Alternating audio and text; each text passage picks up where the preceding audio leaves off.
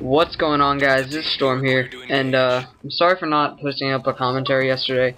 I've been really busy the past 2 days, and when I got home yesterday I was super tired. And I'm pretty tired now, which I don't know if my voice sounds weird or not through the mic, but it kinda does. Not through the mic, but it's like 1 in the morning, and it's pretty late. But I'm bringing you some infected gameplay today, and there's a reason why I'm bringing you some infected gameplay. First of all, it's by Craze, my friend who helped with the trick shot spots video. So I'd like to give him a big thank you once again. He does end up getting a Moab in this gameplay, so it was pretty good. And today what I want to talk about is the ways that people find in Call of Duties to make the game more fun by themselves, by not necessarily playing how the game is meant to play, by making up new ways to play, and how some Call of Duties are better than other Call of Duties at giving players the opportunity to do that. So let's get straight into it. So we might as well start off with COD 4, and the first major thing that people really did in a Call of Duty to have fun in a different way than the game intended was quickscoping. And when quickscoping was discovered, it was a huge thing. You had people coming out with montages, tutorials, all that kind of stuff. And since COD 4 was just kind of when the Call of Duty YouTube community was getting started, obviously that was a huge hit.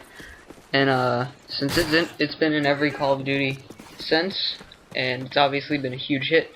So just something that the community did has become in some places a bigger thing to watch than even just regular gameplay. And it's really cool that our community did that. The game designers didn't necessarily put it in, although they did aid with it in future Call of Duties by making perks like Quick Draw and Sleight of Hand Pro. But it was the community's idea to start that, and that's a really cool thing. Now, as it went on, you had, in MW2, you had trick shotting that started, which people hate on that community a lot. There's problems within that kind of group of people, but in all, it's a really fun thing to do. If you haven't gotten into it, I suggest at least trying it. It can be really fun. And obviously, when you got FaZe Clan at almost 900,000 subs now, it's made a huge impact on the community. We've got, I'd say, probably thousands of trick-shotting clans that are trying to make it big now. And it's really just a crazy thing to try. And it's impressive that also our community made that so huge. Another one that got popular in MW2 was when people like to play Michael Myers a lot. For those of you that don't know, it's when everybody else just has to run away from one guy with a knife and maybe a throwing knife. It's kind of like Infected, except you can't kill the Michael Myers. There's many ways to play it, and it's also really fun.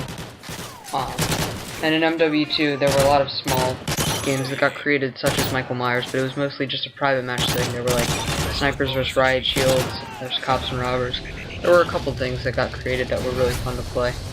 But in Black Ops and MW3, that's where it really started to make the mark with the actual designers of the game. Now in Black Ops, they took the next step, and they put in wager matches, which people might say, oh, it's a completely different thing than things that the community really made up. But it's types of games that people would enjoy playing in private match for fun. And what they did with wager matches, they obviously put the twist on it and they put bets in. But what they did smart about wager match to make it more for fun was they put in the, I think it was called anti-up game mode. And honestly, in that, nobody really went in to win money or anything. I mean, nobody went into anti-up expecting, oh, I'm gonna win 30 COD points off this game, awesome. No, they went in to just kind of mess around with friends most of the time. They made it so you could be in party chat, you could go in with a bunch of friends, and it was just for fun. And it was a really good time. Now, although I may not enjoy the community playlists as much in MW3 all the time, one thing that I really do enjoy is that it's not based off of the COD point system, so it's not as much of a betting setting.